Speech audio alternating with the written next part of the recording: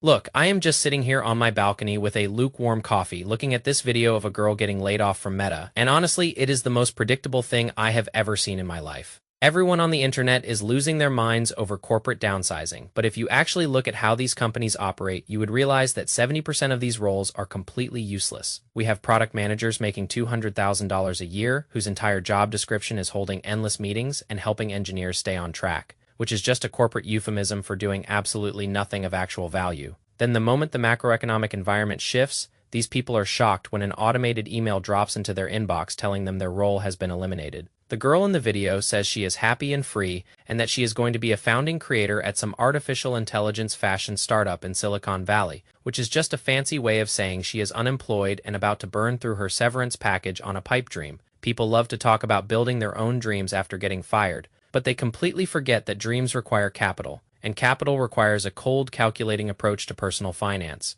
Instead of crying about corporate loyalty, you need to understand that the corporate world is a transaction. You trade your time for their money, and your only goal should be to siphon off as much of that money as possible to build your own freedom machine. I am 27 years old, I have $150,000 sitting in a boring automated portfolio, and I did not get there by being the most hardworking guy in the room. I got there because I am incredibly lazy, and I absolutely despise the concept of fake work. Complexity is a status signal for people who want to feel smart but stay poor, while the real path to wealth is just a series of boring, repetitive, disciplined actions that require zero intellectual heavy lifting. If you cannot explain your investment strategy to a 12-year-old, you are just gambling. And most of these tech workers have been gambling with their lives. They move to San Francisco. They rent a $4,000 apartment. They buy a Tesla on credit, and they assume the party will never end. Then the music stops. The CEO realizes that an entire department of human resources professionals is just creating problems that do not exist. And suddenly everyone is on TikTok making crying videos. The absolute brutality of the market does not care about your performance reviews.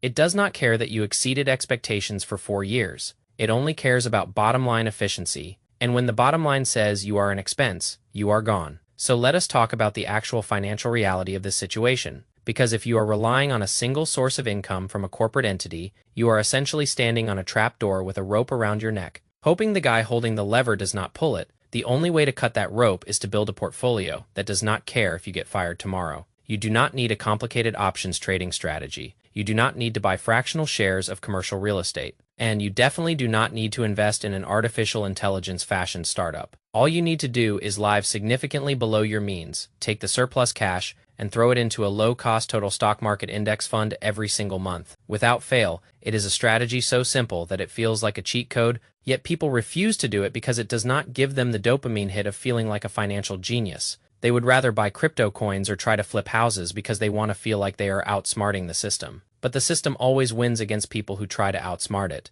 The system only loses to people who outsmart it by refusing to play its game. When you automate your investments, you are removing human emotion from the equation, which is the single greatest threat to your wealth. The stock market is a mechanism for transferring money from the impatient to the patient, and if you can just sit on your hands for a decade while buying broad market exchange traded funds, you will inevitably end up wealthier than 99% of the people who spend 40 hours a week analyzing individual stocks. Look at the tech sector right now. They reduced headcount by 22%, and the companies are actually running more efficiently because they cut out the middle management bloat. Those product managers who were vlogging their day in the life of working from home from a coffee shop are now realizing that their lifestyle was funded by 0% interest rates. When money is free, companies can afford to hire people to do competitive research and drive towards business outcomes, which just means having meetings about meetings. But when interest rates go up, companies have to actually make money. And that means the fake work gets eliminated instantly. If your job can be described in a 20-second TikTok video as working from the internet at a fancy cafe,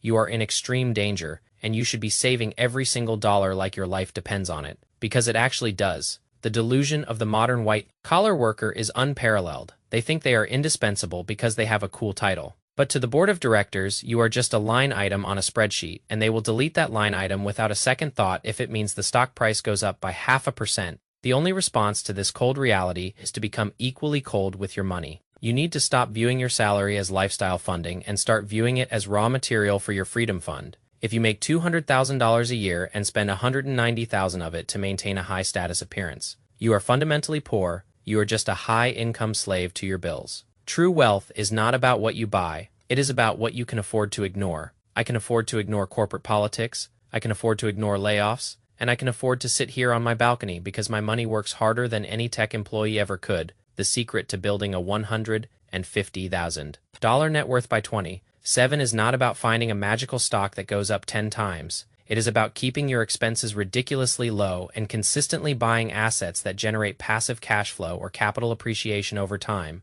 People always ask me why I am so cynical about the corporate world, and I tell them it is not cynicism, it is just clear. Observation: when you see a company fire their entire human resources team because they were creating non-existent problems, you have to applaud the brutal honesty of that CEO. He realized that the bloat was killing the business, and he cut it out. You need to do the exact same thing with your personal finances. You need to audit your life, find the areas where you are spending money on things that create non-existent problems, and cut them out immediately. Stop buying things to impress people you do not even like. Stop upgrading your phone every 12 months, and stop thinking that a higher salary will solve your financial problems. If you do not have the discipline to save what you already make, the math of wealth building is incredibly simple. It is just income minus expenses multiplied by time. You cannot always control the income side, especially when layoffs are happening left and right, but you can absolutely control the expenses side, and you can control how you allocate your capital. If you take 20% of your income and automatically route it to a brokerage account, the day you get paid, you will never even miss that money. You will just adjust your lifestyle to the remaining 80%. And over time, that automatic contribution will snowball into an unstoppable force. That is what I mean by the flat, boring discipline of wealth. It is not sexy, it does not make for a great TikTok video, and it will not get you millions of views from people looking for a get-rich-quick scheme, but it is the only thing that actually works. The people who are trying to build artificial intelligence fashion startups right now are mostly going to fail because they are chasing trends. Instead of building foundations, trends come and go, but the global economy will always be driven by large, profitable corporations, and by buying a total stock market fund, you own a piece of all of them. You own the companies that are doing the layoffs, and you own the companies that are hiring, so you win no matter what happens in the individual job market. You are essentially outsourcing your wealth building to the top executives of the world, letting them figure out how to maximize profits while you just sit back and collect the rewards. That is the ultimate form of laziness, and it is the highest form of financial intelligence. Most people think that to make a lot of money, you have to work 80 hours a week and sacrifice your sanity. But that is just corporate propaganda designed to keep you productive for someone else's balance sheet. The hardest workers in the world are often the worst paid, while the people who understand capital allocation can make more money in their sleep than a product manager makes in a year of endless meetings. You have to decide which side of that equation you want to be on. Do you want to be the person who is constantly stressed about the next round of corporate restructuring? Or do you want to be the person who looks at a layoff notice and says, "Honestly, I feel so happy and free," because they actually have the bank account to back up that statement? The girl in the video might be putting on a brave face for social media, but unless she has a massive financial cushion, that happiness is going to turn into panic real quick. When the rent is due and her startup has zero revenue, do not copy the social media bravado. Copy the underlying math. If you have 2 years of living expenses saved up and invested, a layoff is not a tragedy. It is a paid vacation and an opportunity to pivot on your own terms. But if you are living paycheck to paycheck in an expensive tech hub, a layoff is a financial catastrophe that can ruin your life for years. The choice is yours. You can keep playing the corporate game, trying to look professional, trying to impress your coworkers, and driving towards business outcomes,